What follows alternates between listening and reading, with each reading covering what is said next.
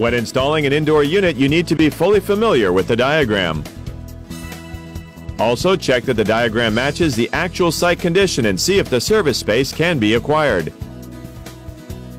Next, open the box of your indoor unit to check the components in it.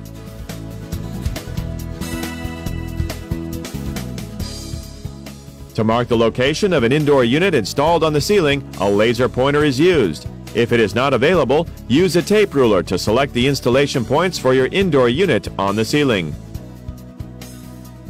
Using a laser pointer and installation tools included in the box, mark the correct installation locations. While maintaining the verticality of your drill tap, perform the drilling work before you install the set anchor on the ceiling. After that, considering the finished ceiling height, select the correct size of bolt to fix the anchor. To mount your indoor unit easily, install 4 stoppers, the washers, and the nuts removed from the installation site.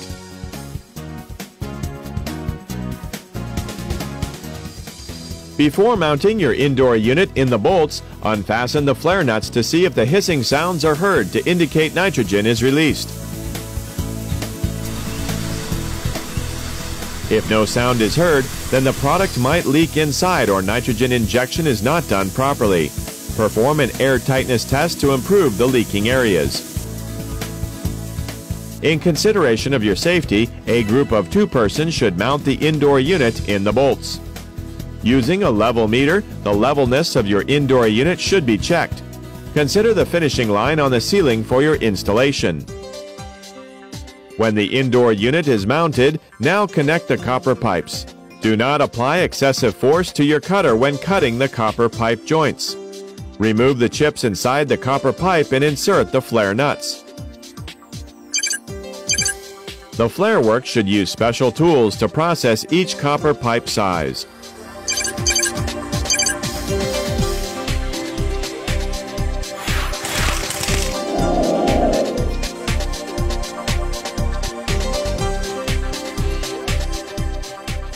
The flare shape should have no tilts, wrinkles, cracks, irregular thickness, etc.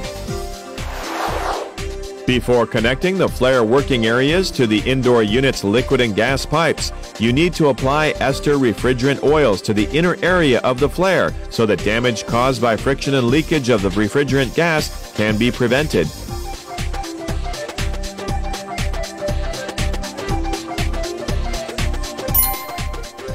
Align the centers of the connected pipes and use your hands to turn the flare nuts to fix it. Refer to the following table when you use a torque wrench to secure fixing.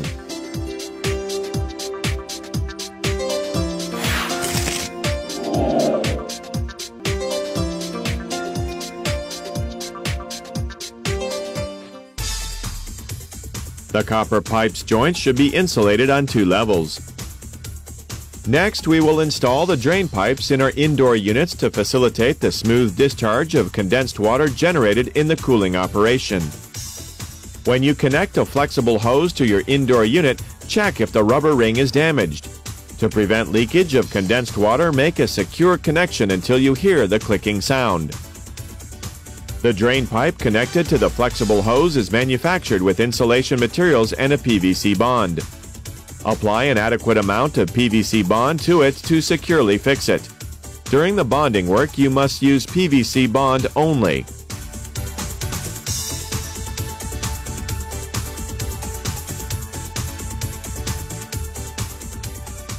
When using the bond, you must prevent a PVC bond layer from being formed in the pipe. If the working area temperature is below 5 degrees Celsius, you need to refer to the bond user manuals for your work.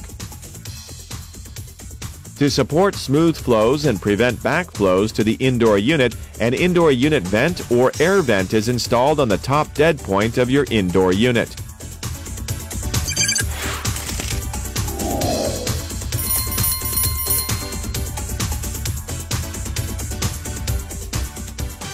The flexible hose's joints should not be tilted upward. The joints between the flexible hose and the drain pipe should be insulated on 2 levels.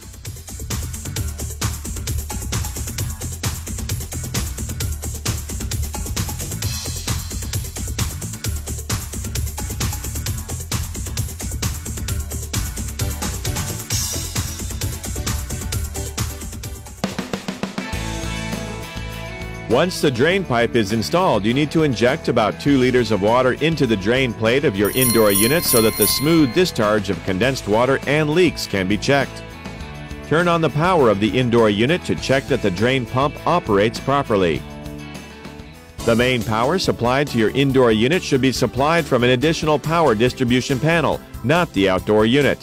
The communication cable connecting your indoor unit to the main outdoor unit should be connected to the F1, F2 terminals. The power and communication cables connecting the indoor unit should be shorter than the max permitted length. The sum of voltage reduction should be less than 10% of the input voltage. At this time, the power and communication cables should be surrounded by some protection pipes. When connecting a wire to the terminal block, you need to use special tools to peel off the shielding of the power cable. Do not damage the inner area of the shielding. You must use special tools for terminal work. There are 2 types of connection terminals, ring terminal and Y terminal. A ring terminal should be connected to the power supply of your indoor-outdoor unit, and a Y terminal should be used as a communication line.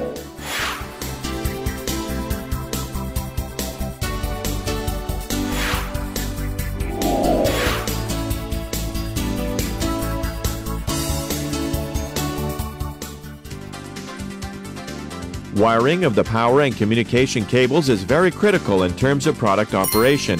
If the wire thickness is set wrong, or the power communication cables are missing or incorrectly connected, then the function of the product can be damaged. For operation of your indoor unit, the indoor unit's power terminal can be connected to the power and communication cables and your wired remote controller.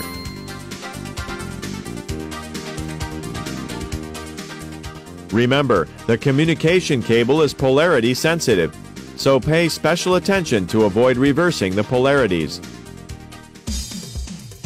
Once you have connected the power and communication cables to your indoor unit, you need to set the address. Your indoor unit has a switch to set the main address and a switch to set the RMC address. The main address is the basic address for communication between your indoor units and outdoor units. It must be set correctly so that the product can operate properly. When setting the main address, no duplicated address can be used for each indoor unit. The RMC address is entered to use a controller, such as a centralized controller, by grouping the indoor units together. The same addresses for all the indoor units are entered. The other option setting switch can be used if necessary. There is too much dust at the site. To protect your indoor unit until a panel is installed, a vinyl cover is used.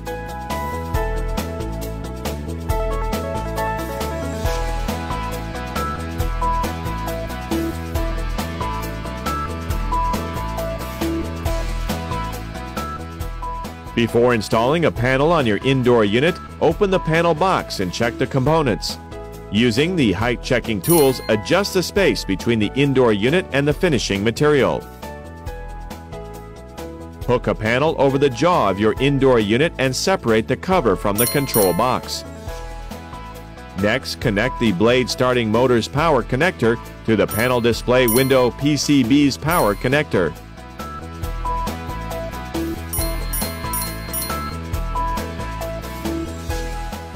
Using the 4 fixing screws, fix a panel to the main body of your indoor unit.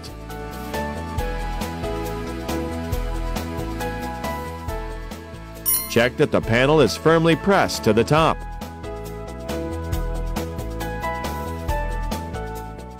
After that, assemble the 4 covers and remove the protective vinyl attached to the surface of the panel. Close the grill. A test hole for repair and maintenance of your indoor unit can be installed as follows if necessary.